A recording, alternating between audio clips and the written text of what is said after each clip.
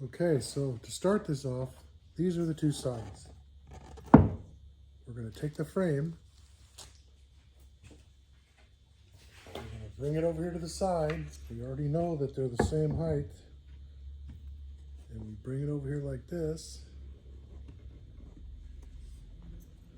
And we get the pencil and we mark the bottom rail and we mark the mid rail. Or I should say the fixed shelf. Let me get this camera over here, I'll get a close up.